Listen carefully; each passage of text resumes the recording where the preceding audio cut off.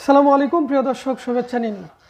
গুরুত্বপূর্ণ একটি news share করব। সেটি হলো যে ঢাকা বিশ্ববিদ্যালয়ের শিবির প্রকাশিত হওয়ার পরে বা শিবিরের আত্মপ্রকাশের পর থেকে শুরু হয়েছে নানা গুঞ্জন, নানা আলোচনা, নানা সমালোচনা। কেউ করেছেন প্রশংসা, কেউ আবার করেছেন সমালোচনা, কেউ আবার বলেছেন বেঈমান।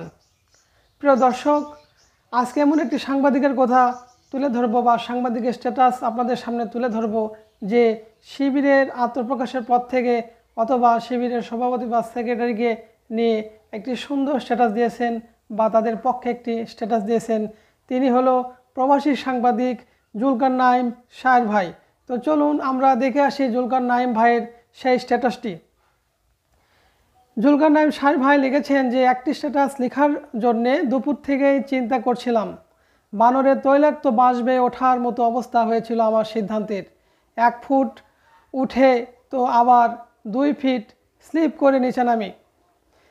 স্বভাব যেহেতু এ ধরনের মতামত চেপে রাখার বিপক্ষে, তাই আমিও আর চেপে রাখতে পারলাম না। তৈলাক্ত বাঁশটা পার করেই ফেললাম। ছেলেটাকে আমি চিনতাম সালমান নামে, পরিচয় জুলাইয়ের 25 তারিখ থেকে। তারপর নিয়মিতই কথা হতো। আমার খুব কাছের বন্ধুদের একটা নেটওয়ার্ক অতি গুরুত্বপূর্ণ কিছু সমন্বয়ককে নিরাপদে রাখার ব্যবস্থা করে।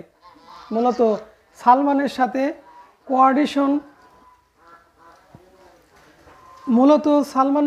কোঅর্ডিনেশন করে সব আয়োজন করা হয়। বয়সে বেশ ছোট সালমানের সাথে বেশ সৌহার্দ্যপূর্ণ একটা সম্পর্ক তৈরি হয় আমার ও আমার বন্ধুদের। ডিবি কার্যালয় যখন সমন্বয়কদের শীর্ষ নেতৃত্ব আটক, তখন সালমান ও অন্যান্য সমন্বয়করা পুরো আন্দোলনের নিউক্লিয়াসে পরিণত হয়। নিরাপদ আবাসে থাকা সবার সাথেই আমার নিয়মিত যোগাযোগ হতো। সত্যি বলতে কি, সালমানের পুরো পরিস্থিতির উপর নিয়ন্ত্রণ দেখে আমি বেশ অবাকই হয়েছিলাম। কতই বা বয়স তার, হয়তো 24 বা 25 হবে।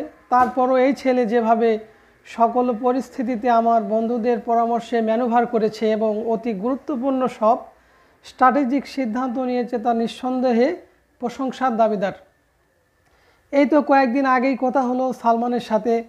কোনো পরিবর্তনই নেই ছেলেটার মধ্যে। নিরঙ্কার সেই একই সালমান। অন্য সকল সমন্বয়কদের থেকে সালমান ও কাদের এই দুটো ছেলে একেবারেই ভিন্ন।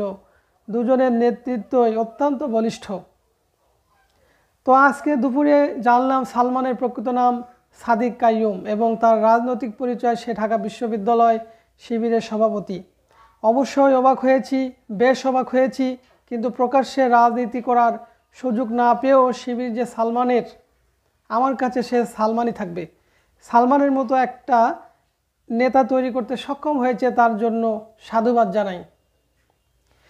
ছাত্র রাজনীতি সুষ্ঠু ধারার গণতন্ত্রের জন্য অত্যাবশ্যক এবং তার সদ্ব্যবহার করে যে কোনো রাজনৈতিক দলই যদি সালমান কিংবা কাদেরের মতো তরুণ তরুণীদের এত ম্যাচিউরড নেতা বা নেত্রী হিসেবে তৈরি করতে পারে, তাহলে মন্দ কি। প্রিয় দর্শক, জুলকার নাইম শাহের ভাই প্রবাসী একজন বিখ্যাত সাংবাদিক, যাকে অনেকেই বিএনপি নেতা বলেও মনে করেন। তিনি শিবিরের সভাপতি সেক্রেটারিদের প্রশংসা করে একটি স্ট্যাটাস লিখেছেন, যেটি গণমাধ্যমে ব্যাপক সাড়া পেয়েছে এবং গণমাধ্যমে ব্যাপক ভাইরাল হয়েছে। এবং অনেকেই প্রশংসার পরিবর্তে সমালোচনা করেছেন। সেই বিষয় সামনে তুলে ধরবো আপনাদের সামনে। প্রিয় দর্শক, আজ এখানেই বিদায় নিচ্ছি। দেখা হবে নতুন কোনো পর্বে, নতুন কোনো বিষয় নিয়ে। সে পর্যন্ত ভালো থাকুন, সুস্থ থাকুন। আল্লাহ হাফেজ।